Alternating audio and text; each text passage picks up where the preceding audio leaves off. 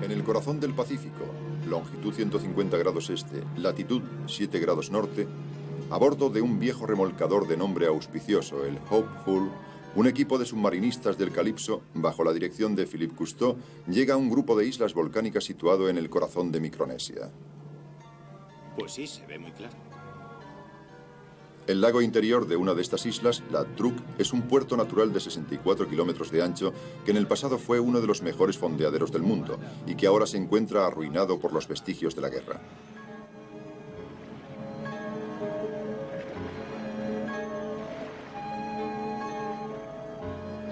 Los restos que emergen del fondo de las aguas son los testigos mudos de la violencia de una incursión americana durante la Segunda Guerra Mundial hace más de 25 años. Estos restos, carcomidos por la herrumbre, solo son el comienzo. Más de 30 barcos de guerra japoneses yacen en el fondo de las aguas. Nuestra misión será sumergirnos e ir en su busca.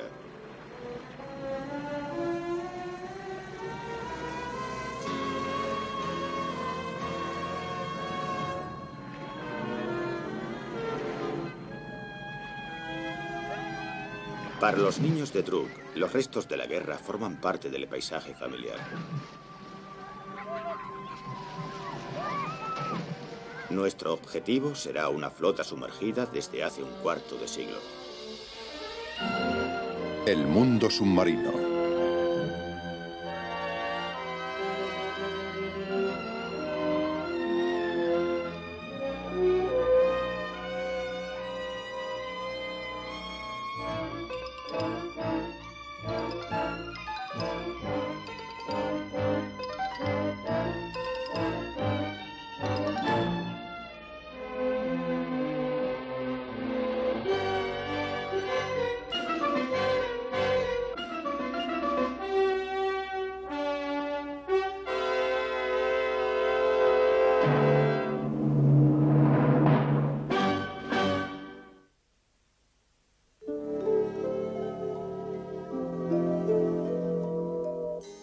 El mar de los barcos perdidos.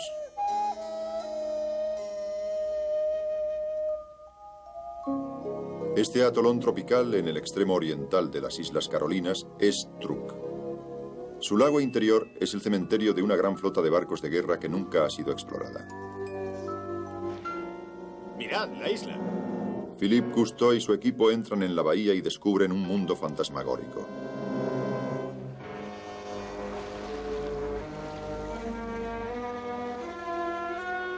Restos herrumbrosos de la guerra, imagen misma de un absurdo desorden. Trágico testigo de la batalla que ocurrió aquí, son los restos del violento pasado de Truk.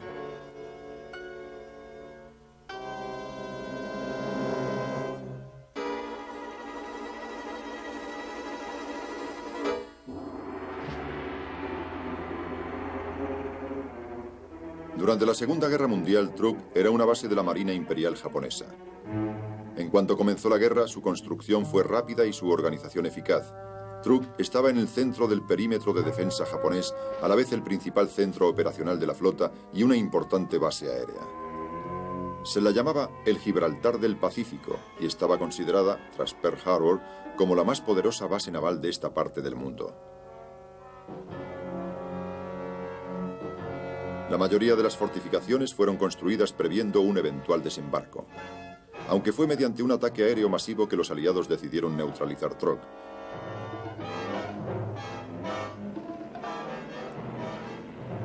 El 16 de febrero de 1944, por la mañana, una primera oleada de 70 cazas americanos tuvo por objetivo los campos de aviación.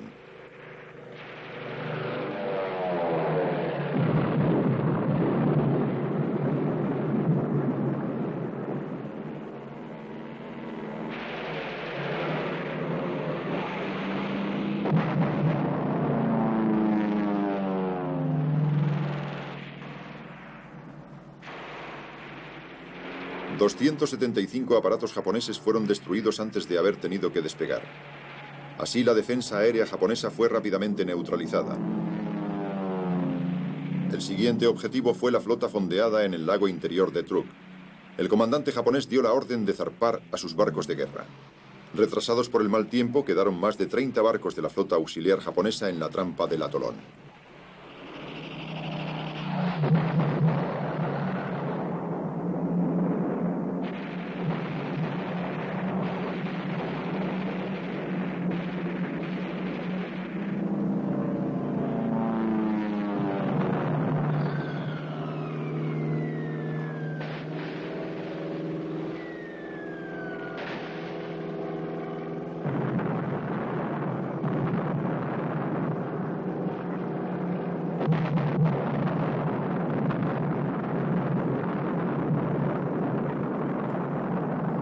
Truk, la base naval fue destruida. Bastaron 2 días para que solo fuera un cementerio de barcos.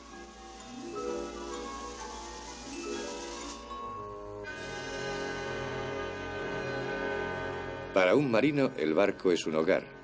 Así, para mis compañeros a bordo del Hopeful, una flota desaparecida es una ciudad sumergida. Están solos, muy lejos del Calypso. Tienen experiencia, pero son tan jóvenes como los indígenas que les reciben. No tienen ningún recuerdo personal de la Segunda Guerra Mundial, de sus dramas y de su historia.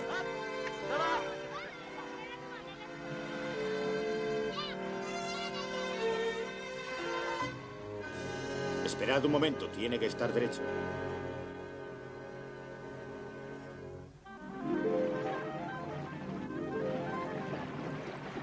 Antes de abandonar el Calypso, Philip estudió todos los detalles de la batalla. Luego, aquí, antes de sumergirse, él y su equipo parten en busca de lo que queda de las fortificaciones japonesas.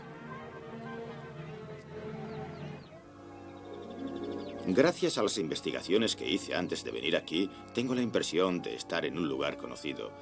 Puedo distinguir cada detalle del terreno, como si hubiera sido uno de los pilotos de la incursión a Truk, aunque en ese momento yo solo tenía 3 años. Moen, Dublois, Eten, Yumán y el arrecife exterior.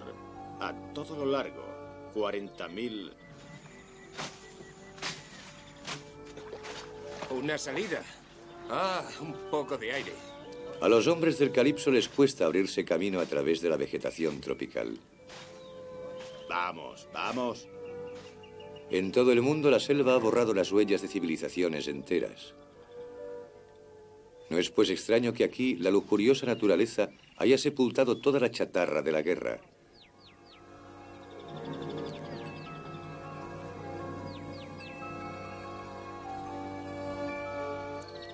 Los cráteres de las bombas se han convertido en fértiles estanques.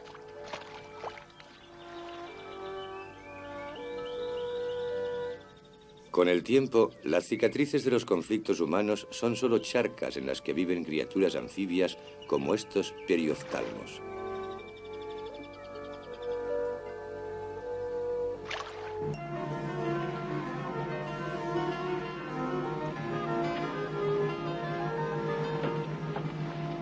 El mástil de un barco hundido apunta como una señal que dirige a los submarinistas del Calypso hacia los primeros restos de Truk.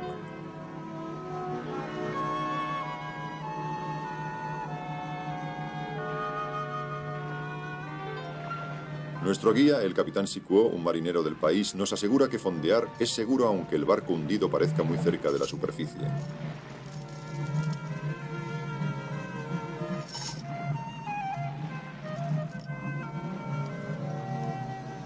Este parece muy visible, justo bajo la proa del Hopeful. La primera inmersión no será muy profunda. El jefe de los hombres rana, Christian Bonici, ha decidido con su colega Dominique Sumien no utilizar escafandra. Solo llevarán sus trajes de inmersión para protegerse de los cortes y las quemaduras del coral urticante que abunda en esas aguas.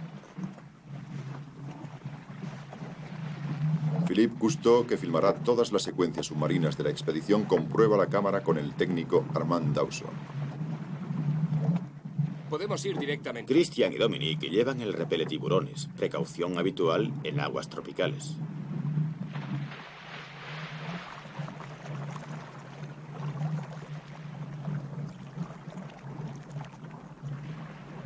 Los indígenas nos han dicho que se trataba de un barquito de servicio, pero como ocurre a menudo, los habitantes de Truk no saben mucho sobre los barcos hundidos en sus aguas. En lugar de un barquito, encontramos un carguero armado de tamaño respetable.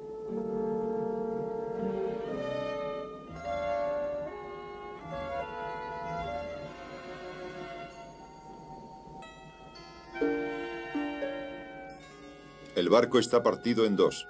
Recibió un golpe directo.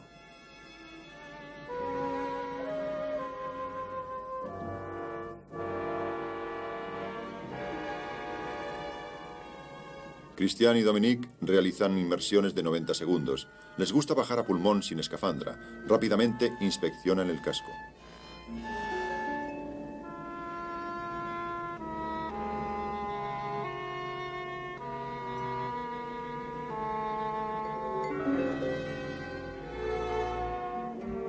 En cubierta hay grandes grúas para levantar material pesado, aunque no existe rastro de carga. El barco debió ser descargado y se preparaba para volver al Japón cuando fue hundido.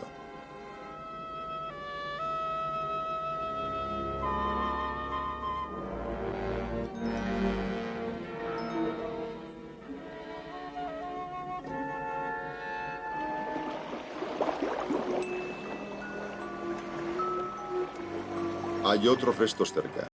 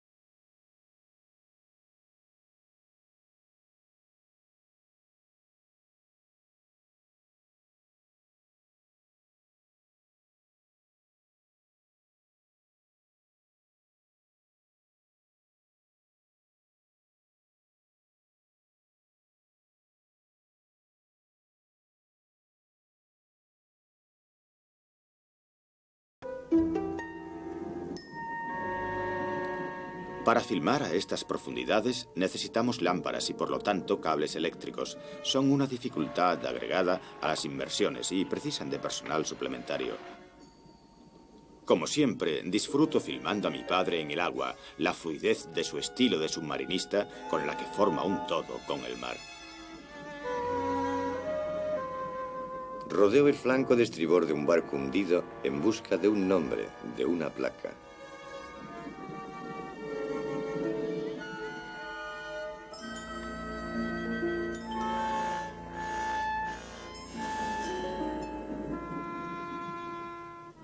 Mediante cepillos de acero, uno de los equipos de submarinistas pone al descubierto la identidad del navío.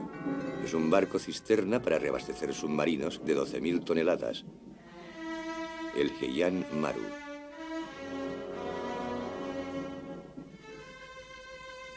Durante 2 meses exploraremos los restos de 8 barcos de guerra, petroleros y 19 mercantes, las 3/4 partes de la flota hundida.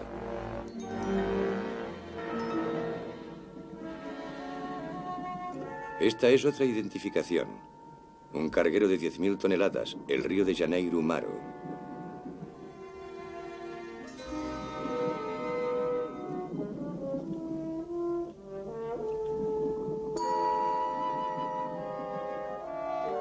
Me siento consternado por un contraste. Allí arriba, en el mundo terrestre, la chatarra desportillada agoniza en medio de una fealdad herrumbrosa, mientras que aquí, en el fondo de la laguna, los esqueletos de los barcos han sido envueltos por una nueva carne. Florecen como miríadas de criaturas. Como este gracioso antedón, un lirio de mar.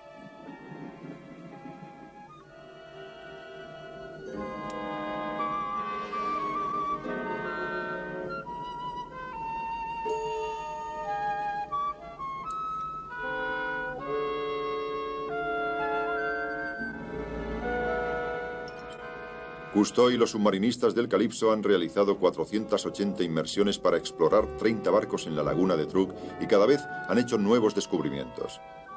En las aguas tropicales, racimos de pececillos, jardines de coral, envuelven como mortajas vivientes los barcos muertos. Un cañón en su tiempo liso reposa ahora cubierto de adornos naturales.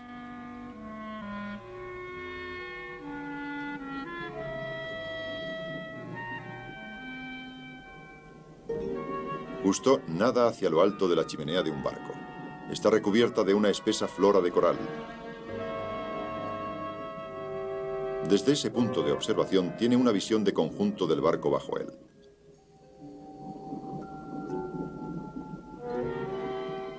El interior de la chimenea es como una gruta submarina. En otras aguas ya sería el hábitat de grandes animales marinos, pero aquí en la laguna la casa no tiene inquilinos.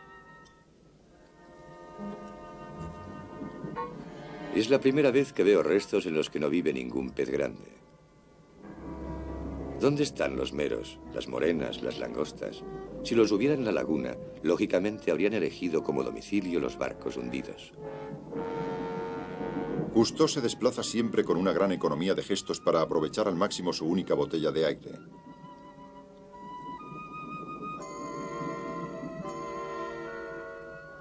En la cubierta de un carguero hundido se ve una pieza de artillería terrestre en bastante buen estado.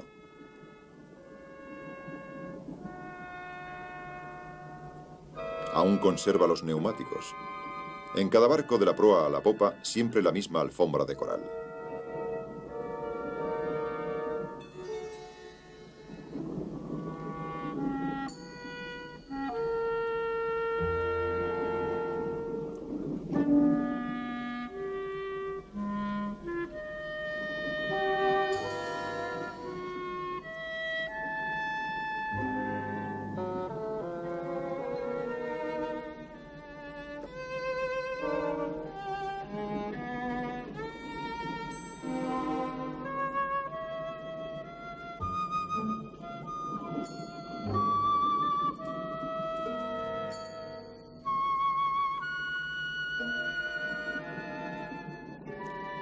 El coral no crece ni en la arena ni en el fango.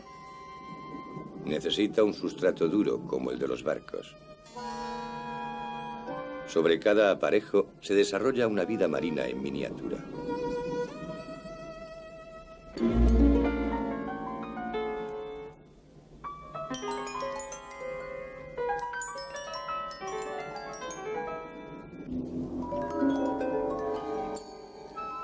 Pese a que los grandes peces están ausentes, racimos de pececillos multicolores van y vienen entre las flores de piedra, las esponjas, los moluscos.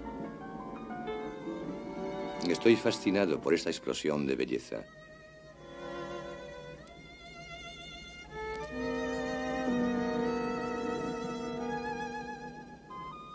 Moverse libremente, sin esfuerzo, en cualquier dirección, es un lujo que solo los submarinistas conocen. Un leve suspiro basta para hacerse un poco más pesado y deslizarse a través de una selva de planchas rotas.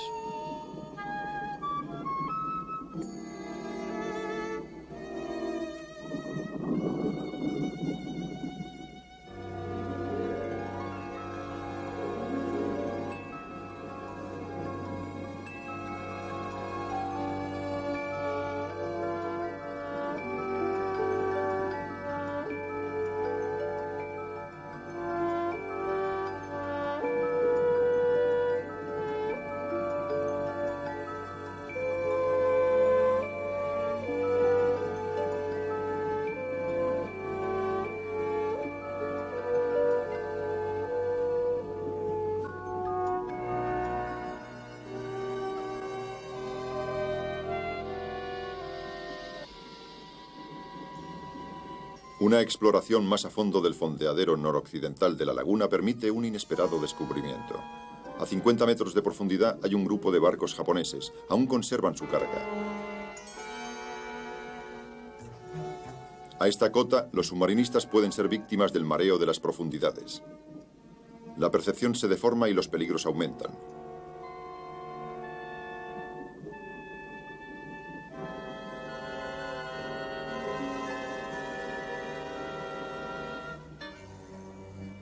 Una tabla de orientación bajo el agua desde hace 25 años. Un laboratorio médico completamente equipado en bastante buen estado. Sillas de ruedas que aún se hallan cuidadosamente apiladas. Una máscara de gas intacta.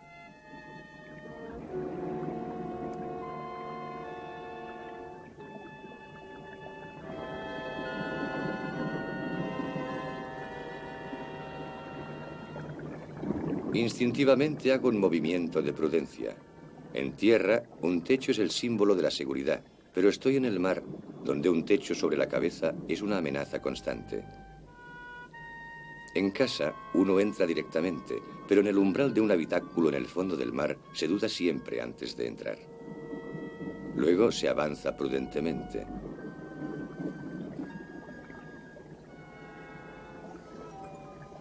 El comedor de oficiales está vacío, salvo un cofre de madera. La laca, ahora ennegrecida, lo ha protegido de la putrefacción.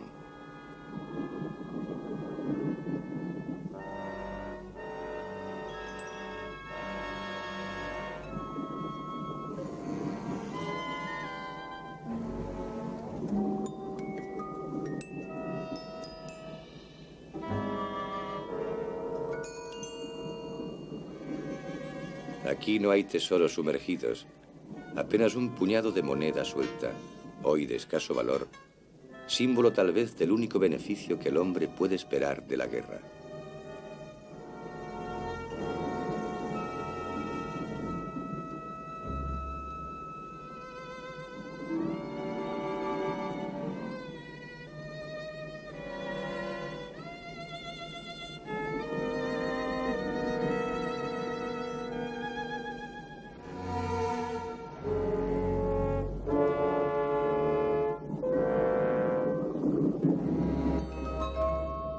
Camiones llenos de alimentos y bebidas. Tras el ataque, la guarnición japonesa y los habitantes de Truk se morían de hambre y, sin embargo, toneladas de víveres yacían en el fondo de la laguna.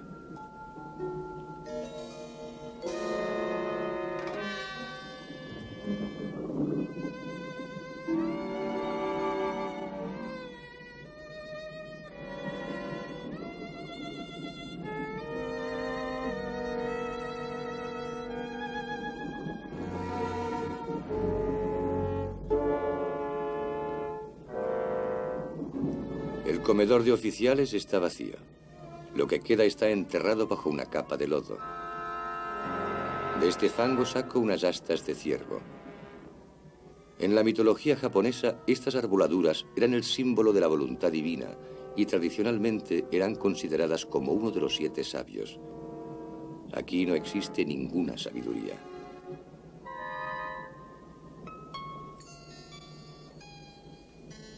En la cocina, los muros de acero están hundidos y reventados. pero la frágil vajilla ha sobrevivido a las explosiones que sacudieron el navío.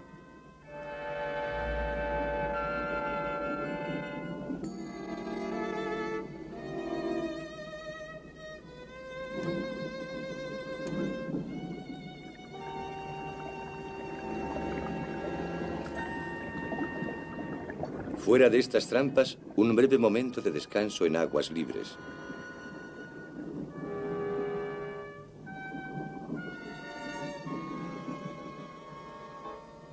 Instintivamente compruebo la puerta para estar seguro de que no se volverá a cerrar detrás de mí.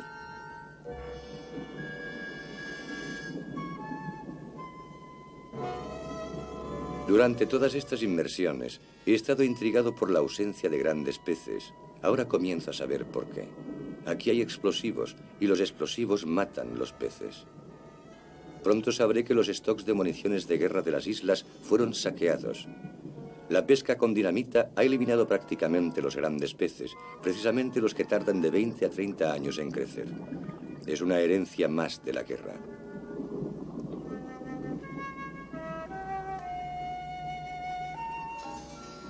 Una crujía me invita a un paseo submarino.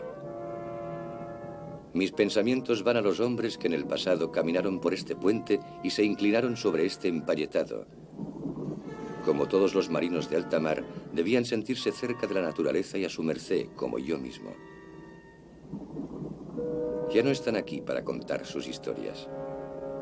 Me llaman. Nos obligarán a bajar más al fondo de la laguna para saber más sobre ellos. Tan profundo como no nos habíamos atrevido a hacerlo nunca.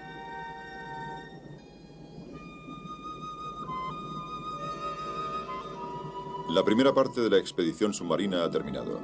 Casi todos los barcos hundidos en diferentes lugares de la laguna de Truk han sido visitados y minuciosamente examinados.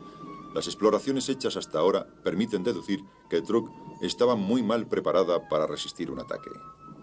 El Gibraltar del Pacífico era un mito. Cousteau y los submarinistas suben con objetos que hay que estudiar.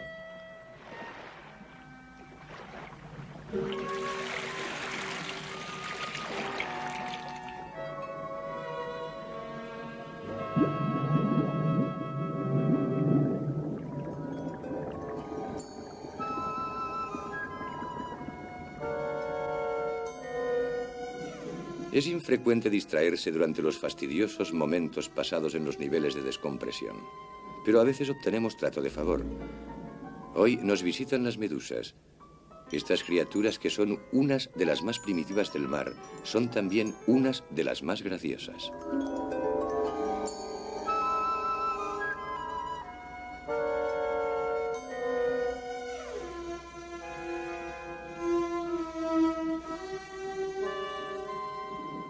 Los submarinistas permanecen cerca de una botella de seguridad, última reserva en el caso de que les faltara el aire. El tiempo de descompresión ha terminado. El pez piloto que le gustaba retozar con los submarinistas deberá buscar nuevos compañeros de juego.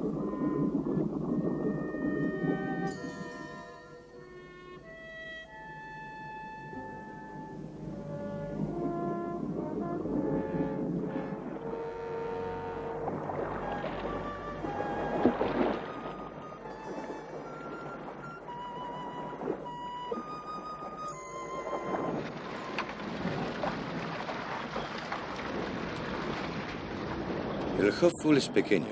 No es demasiado espléndido, pero flota y está vivo.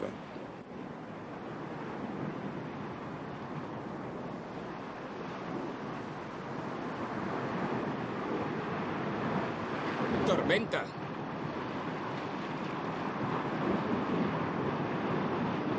¿Cómo llueve, eh? Sí, menuda tormenta. Una tormenta. ¿Y bien? Los submarinistas comparan sus impresiones. Es evidente que los 2 días trágicos de Truk tuvieron consecuencias que todavía duran. El medio ambiente submarino sigue marcado por la guerra. Se necesitarán tal vez varias generaciones para que la laguna vuelva a ser lo que era antes, en el caso de que esto sea posible. Pero para los hombres de la expedición, la excitación de estas inmersiones es muy gratificante. Debe estar todavía ahí, en el sudoeste, hundido cerca de la costa. Hundido, sí. Sí, hay una Tras serie de una acantilados. incursión formidable. Explosiones, muchas explosiones. Cousteau establece el programa de la inmersión más importante, inmersión que será precedida por la búsqueda metódica de un barco perdido. Los navíos japoneses más grandes estaban siempre anclados al sudeste, frente a la isla de Eten. Es la parte más profunda de la laguna y la más difícil de explorar.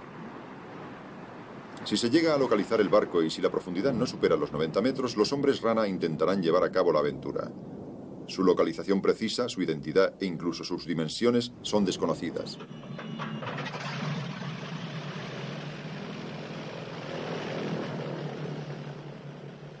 Una observación aérea se lleva a cabo para evaluar las condiciones de inmersión cerca del fondeadero de Eten.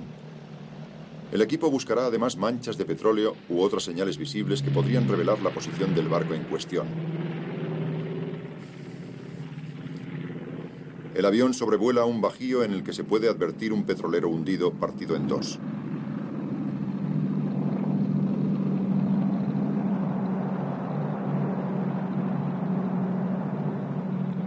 El fondeadero suroriental no proporciona ningún dato que permita suponer que un barco reposa en el fondo.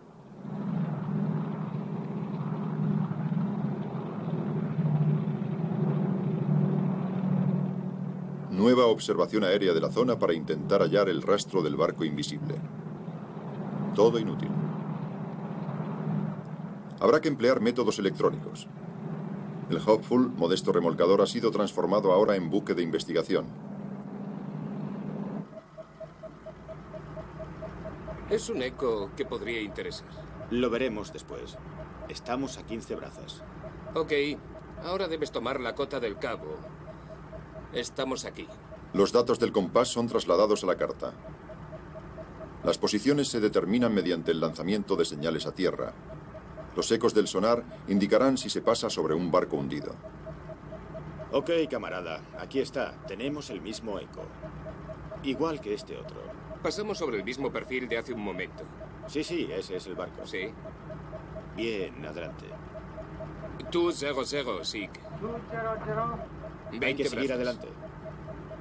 El gráfico del sonar dibuja una enorme forma que reposa en el fondo de la laguna a menos de 200 metros delante del Hopeful. 22 brazas. Voy a hacer el cálculo de aproximación al barco. SIG, debes poner rumbo 180. Se traza sobre una carta la ruta que lleva directamente sobre los supuestos restos. Se realizan las maniobras para centrarse sobre el lugar con precisión. Ya están.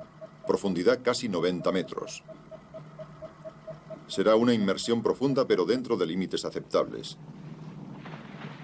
Lanzan una boya. Según el sonar, el objeto hundido es una masa voluminosa que tiene diferentes alturas.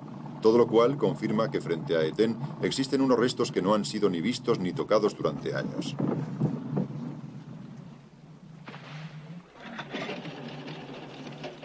Se llenan grandes botellas de aire destinadas a inmersiones profundas, lo que aumenta la temperatura y dilata el aire. Las botellas deben ser enfriadas para ser llenadas a la capacidad requerida para una inmersión a más de 85 metros.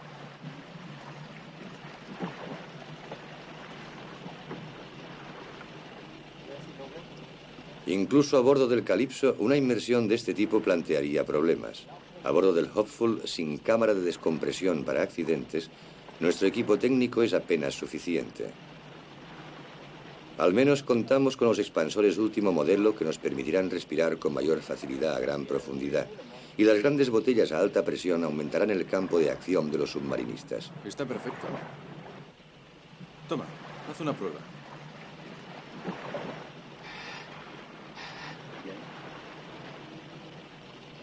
La atmósfera es tensa, se dice en pocas palabras.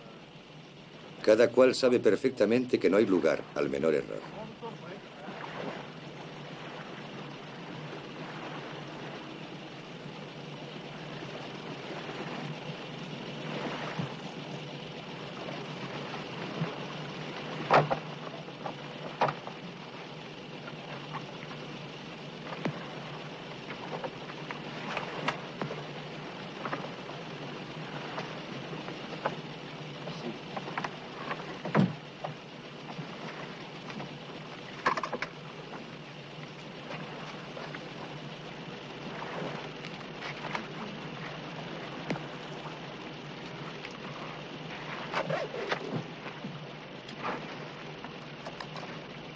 Cada cual lleva un profundímetro en una muñeca y un reloj en la otra.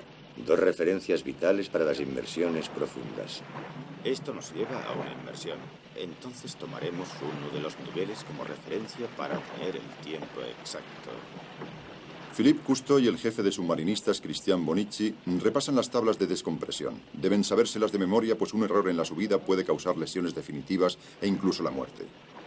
A más de 80 metros, los hombres entrarán en el reino de la narcosis causada por el nitrógeno. Es el mareo de las profundidades. Puede alterar el juicio. En estas condiciones, la menor confusión debe ser evitada a toda costa. Para que un submarinista en dificultades pueda ser identificado de inmediato, las botellas son marcadas con las iniciales de cada uno. Los submarinistas ya están listos para bajar. Philippe Cousteau, que filmará esta inmersión minuciosamente preparada, hace una comprobación de última hora con Armand Dauso, el hombre que ha construido la cámara. Mucho que tengamos algún problema hoy. Ok. Ahora Philippe también está listo para sumergirse. Hasta luego.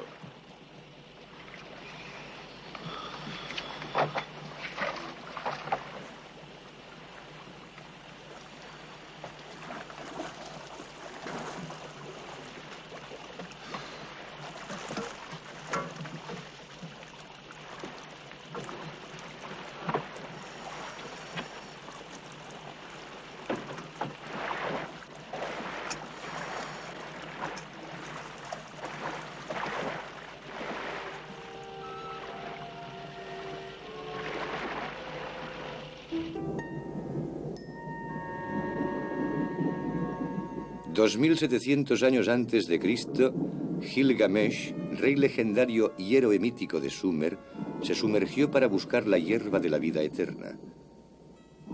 Fue el primero que se sintió obsesionado por lo desconocido. No debía ser el último.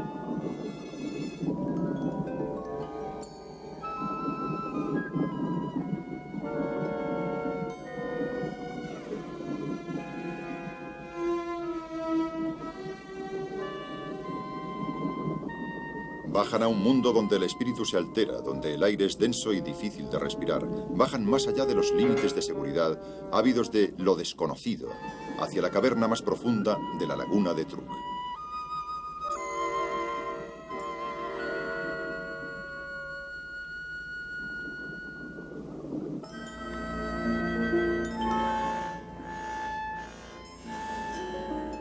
Profundidad 65 metros. Los submarinistas prosiguen su descenso hacia el barco perdido. La luz disminuye, el agua es lechosa y la visibilidad incierta. Bajan cada vez más, hacia los restos todavía invisibles. De repente aparece el barco.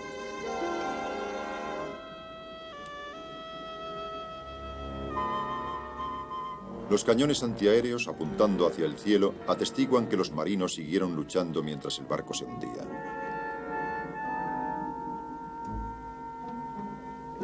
Vacío los pulmones para acelerar el descenso. Me siento liviano, muy a gusto y demasiado seguro de mí mismo. Sé que es la primera señal de la narcosis. En medio del barco, Christian encuentra una entrada.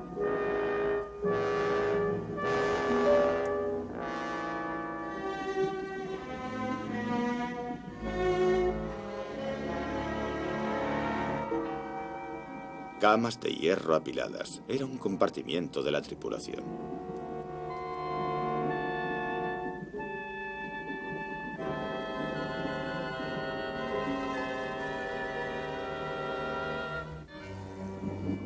Profundidad 92 metros.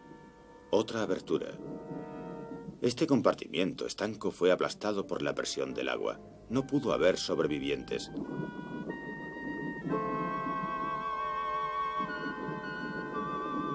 Christian coge la lámpara. Dominique permanecerá aquí para hacer pasar el cable y cuidar de nosotros.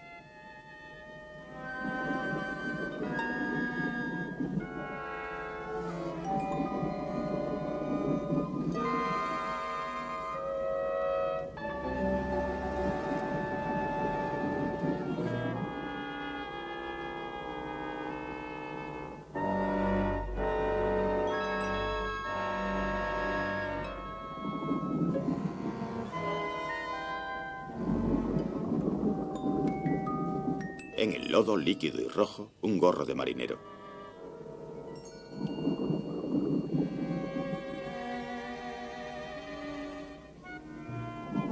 Una nube de lodo me ciega. La lámpara de Christian es apenas visible. Nerviosamente me acerco al resplandor. El cable de la lámpara es mi único lazo con la salida.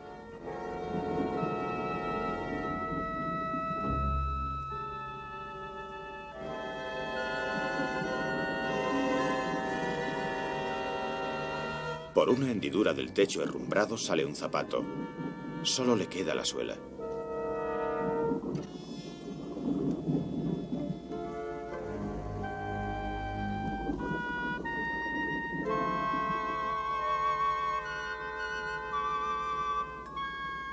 Una manta todavía doblada, intacta después de 25 años. Es increíble.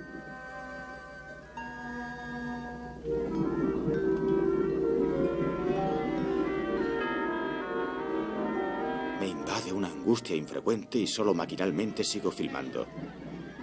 La narcosis me llena de alucinaciones al ritmo de ballet de la lámpara de Christian.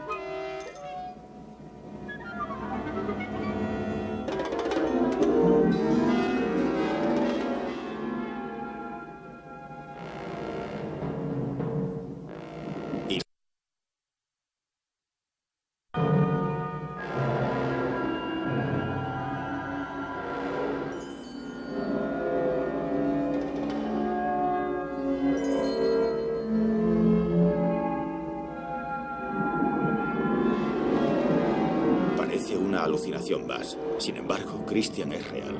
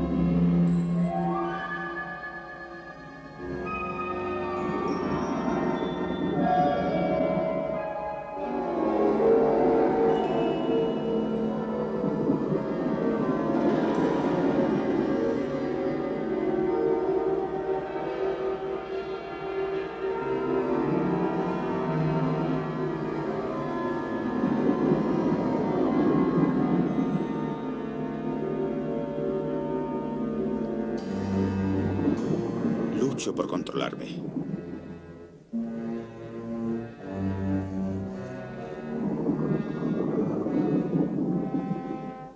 Siento que algo cae a mis pies y como si una mano me agarrara. Soy lanzado hacia atrás.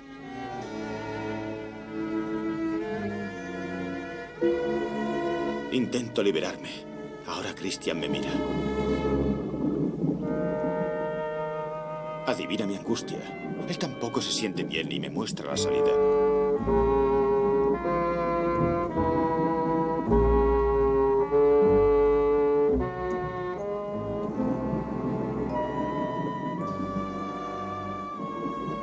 Emerger de las entrañas del navío es como renacer.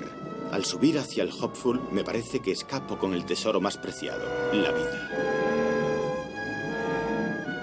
Solo la falta de oxígeno disuelto en un agua estancada pudo preservar los restos humanos después de 25 años.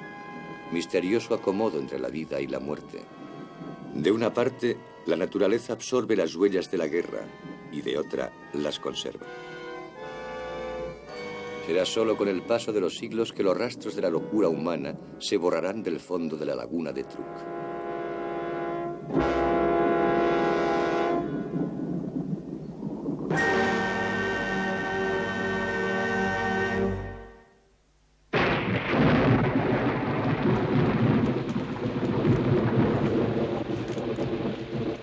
Dos meses después de llegar, la expedición se va.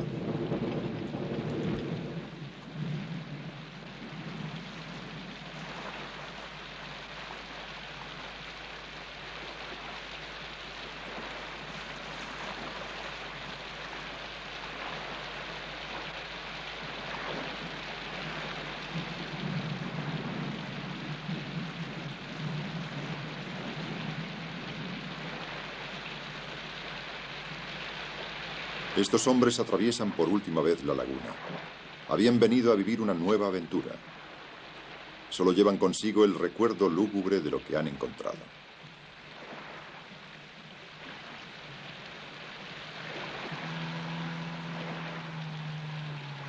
Los motivos de una guerra pueden desaparecer, pero sus efectos continúan. El sacrificio de vidas humanas, el despilfarro de preciados recursos, el saqueo de la naturaleza. La laguna de Truk, dañada por las generaciones venideras. En cuanto a los muertos, está todo dicho. Serán los vivos los que soporten su peso.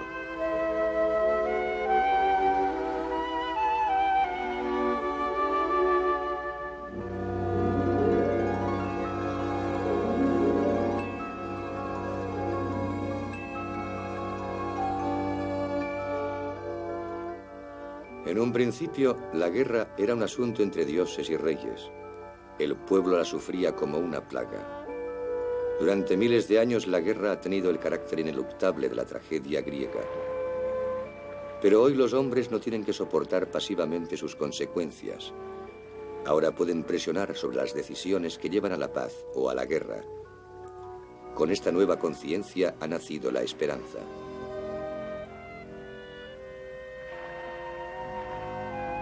Tal como proféticamente lo escribió el poeta John Donne en 1623, todo hombre es un trozo de los continentes, una parte del gran todo. Cada hombre que muere me disminuye, pues soy un apasionado del género humano.